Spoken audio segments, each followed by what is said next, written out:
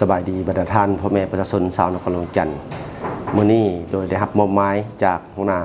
กรรมการเศรษฐกิจและระดมทุนขอถือเป็นเกียรติอย่างสูงรายงานความคืบหน้าการกาเกี่ยมเวียงงานเศรษฐกิจและระดมทุนเพื่อรับประกันความพร้อมรอบด้านของการจัดงานมหกรรมกีฬาแห่งชาติครั้งที่ 12 ที่นครหลวงจันทร์เป็นเจ้าภาพข้าพเจ้าเวียงสาลีอินทพรหมห้องหัวหน้าแผนกการเงินนครหลวงจันทร์ซึ่งได้ถูกแต่งตั้งเป็นห้องหัวหน้าคณะกรรมการเศรษฐกิจและระดมทุนหลังจากได้รับการแต่งตั้งในเป็นคณะกรรมการฝ่ายต่างๆของงานมหกรรมกีฬาแห่งชาติครั้งที่ 12ฉบับเลขที่ 02 ทับคจกสลงวันที่ 16 มังกร 2025เพราะเขาได้สุ่มใส่การจัดตั้งพันขยายเวียงงานเศรษฐกิจและระดมทุนอย่างเป็นระบบตามระเบียบการโดยได้เป็นเจ้าการค้นคว้าบรรดานิติกรรมในการคุ้มครองงบประมาณเพื่อล้มศูนย์ของในการจัดตั้งปฏิบัติให้มีความเป็นเอกภาพในการจัดงานมหกรรมกีฬาครั้งนี้และนอกจากนี้เพื่อให้การจัดตั้งปฏิบัติเวียงงานเศรษฐกิจและระดมทุนถือจัดตั้งปฏิบัติอย่างมีประสิทธิภาพและมีความรับผิดชอบพวกเขาก็ได้แบ่งเวียกให้บุคคลเป็นเจ้าการในการจัดตั้งปฏิบัติของอนุกรรมการเศรษฐกิจพวกเขาซึ่งพวกเขาก็ได้ออกข้อตกลงว่าโดยการแต่งตั้งอนุกรรมการช่วยเวียกเศรษฐกิจและระดมทุนในงานจัดงานมหกรรมกีฬาครั้งที่ 12 นี้ฉบับเลขที่ 18 ทับคจกสจำ 12 วันที่ 28 กรกฎาคม 2025โดยได้แบ่งความรับผิดชอบเป็น 3 อนุกรรมการคืออนุกรรมการบริหารอนุกรรมการงบประมาณและอนุกรรมการการตลาดและสิทธิประโยชน์ซึ่งได้มีการกำหนดสิทธิและหน้าที่ของบรรดาอนุกรรมการอย่างละเอียดชัดเจนการกาเกี่ยมความพร้อมของอนุกรรมการเศรษฐกิจและระดมทุนในการจัดตั้งผ่านมาสามารถปฏิบัติได้ดังนี้อันที่หนึ่งมันการเคลื่อนไหวที่ปฏิบัติในระยะผ่านมาทางด้านนิติกรรมคือว่าพวกเขาได้สำเร็จการค้นคว้าและนำเสนอประธานจัดงานมหกรรมกีฬาแห่งชาติครั้งที่ 12 ที่นครหลวงจันทร์ออกข้อตกลงว่าด้วยระเบียบการคุ้มครองงบประมาณที่นครหลวงจันทร์เป็นเจ้าภาพฉบับเลขที่20ทับคจกสจำ 12 วันที่20 สิงหาคม 2025เพื่อให้การจัดตั้งปฏิบัติการนำใช้งบประมาณให้มีความสะดวกและสอดคล้องกับระเบียบการด้านการเงิน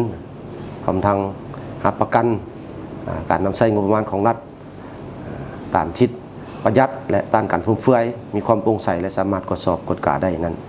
อันที่2และพวกเขาได้สำเร็จการค้นคว้าออกข้อตกลงว่าด้วยการกำหนดประเภทและเงื่อนไขของผู้สนับสนุนงานมหกรรมกีฬาแห่งชาติครั้งที่ 12 ฉบับเลขที่24ทับคจกสจำ 12 วันที่ 26 สิงหาคม 2025อันที่3พวกเขาได้สำเร็จการค้นคว้าออกข้อตกลงว่าด้วยสิทธิและผลประโยชน์แพ็กเกจของผู้ให้การสนับสนุนงานมหกรรมกีฬาแห่งชาติครั้งที่ 12 ที่นครหลวงจันทร์เป็นเจ้าภาพปี 2025 ฉบับเลขที่ 46 ทับคจกสจำ 12 วันที่ 9 ตุลาคม 2025อันที่4พวกเขาได้สำเร็จการค้นคว้าออกข้อตกลงว่าด้วยการคุ้มครองและนำใช้สัญลักษณ์โลโก้และสัตว์นำโชคมาสคอตของงานมหกรรมกีฬาแห่งชาติครั้งที่ 12 ที่นครหลวงจันทร์ปี 2025 นี่เนาะด้านการเคลื่อนไหวของอนุกรรมการของพวกเขาเนาะสำหรับด้านรายรับรายจ่ายนั้นคณะกรรมการของเขาก็ได้สำเร็จการค้นคว้าแผนงบประมาณรวมของการจัดงานครั้งนี้อย่างรอบด้านโดยกำหนดมีทางด้านรายรับรายจ่ายอย่างชัดเจนสำหรับงบประมาณที่รับใช้ในงานมหกรรมกีฬาแห่งชาติครั้งนี้นะพวกเขาได้รับการสนับสนุนก็คือได้รับจาก4ห่วงหลักๆก็คือ1เป็นงบประมาณที่รับการดุลเดียงจากรัฐบาลก็คือกระทรวงการเงินในจำนวน150ตื้อกีบถือมาฮอดปัจจุบันนี้ทางกระทรวงการเงินก็ได้โอนเข้าบัญชีของกีฬาแห่งชาติของพวกเขาสำเร็จห้อยชนห้อยนะอันที่2งบประมาณจากเงินเกินแผนประจำปี2024ของนครหลวงจันทร์ของเขาจำนวน50ตื้อกีบนะอันที่3แรงงบประมาณจากการระดมทุนและก็สิทธิประโยชน์จำนวนฮอดปัจจุบันนี้พวกเขาสามารถระดมได้เป็นมูลค่า11ตื้อกีบเนาะในนั้นก็แสดงความสมเสย ต่อกับบริษัทเบียร์ลาวเนาะที่ได้รับการสนับสนุน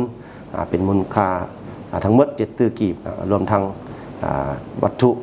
ผลิตภัณฑ์แล้วก็เป็นเงินสดจำนวนหนึ่งนอกจากนั้นก็มีบริษัทลาวโทรคมที่ได้แสดงเจตจำนงแล้วก็ได้เซ็นสัญญาประกอบส่วนในพวกเขาเป็นมูลค่า3 ตื้อกีบนอกจากนั้นก็มีโฮงแฮมแลนด์มาร์กเนาะโดยแม่นบริษัทกิตติพงศ์กรุ๊ปเนาะประกอบส่วน1 ตื้อกีบแต่พวกเขาก็มีแผนเนาะกำลังจะระดมกับภาคส่วนอื่นอันที่4ก็ได้รับการสุกยู่จากนครเพื่อนมิตรโดยเฉพาะเป็นแขวงเซซวนเนาะจากสปจีนจำนวน500,000 หยวนนะมหปัจจุบันนี่ถือว่าเพิ่นได้โอนเงินเข้าบัญชีของงานมหกรรมกีฬา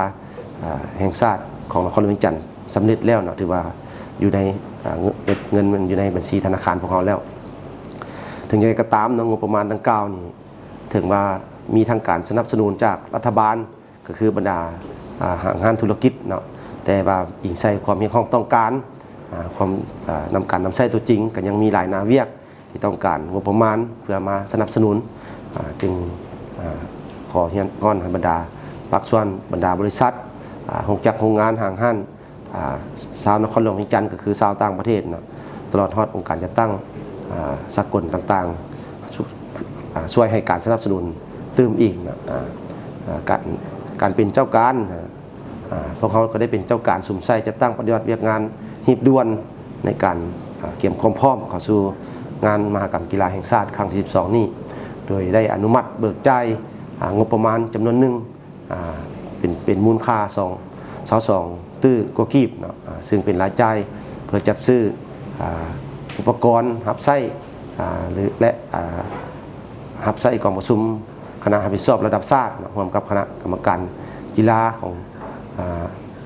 แขวงและของบรรดากระทรวงเพื่อเตรียมความพร้อมเข้าสู่งานมหกรรมกีฬาแห่งชาติครั้งที่12จำนวน305 ล้านกีบนะพวกเขาก็ได้ปรับปรุงและซ่อมแปลงสนามกีฬาตามการรับรองของคณะกรรมการจัดงานกันมี5 จุดนะเพื่อให้พวกเขาได้ปรับปรุงเพื่อให้มันรับประกันทางด้านเทคนิคและก็ทางด้านความจบงามเนาะเพื่อรับใช้งานมหกรรมกีฬาครั้งนี้ซึ่งมูลค่าในการรับรองในเบื้องต้นก็มีมูลค่า21 ตื้อกว่ากีบเนาะแต่ว่ามาเบิ่งใส่ความเป็นจริงเนาะก็ยังมีหลายจุดที่พวกเขาจะต้องได้เป็นเวียกเพิ่มพวกเขาจะได้ปรับปรุงเพิ่มโดยเฉพาะแม่นสนามกีฬาเปิดปิดเนาะจุดที่แลนลานนั้นก็ยังต้องการงบประมาณจำนวนหนึ่งเพื่อปรับปรุงให้มันสมกับเฮาปรับปรุงทิวทัศน์ทางด้านสนามขอบสนามต่างๆเนาะให้มันกลมเกลียวกันขอเชิญชวนบรรดาองค์การจัดตั้งผู้ประกอบการทั้งภายในและต่างประเทศตลอดฮอดพ่อแม่ประชาชนทุกคนจงร่วมแรงร่วมใจกันเป็นเจ้าภาพร่วมกันและช่วยเหลือสนับสนุน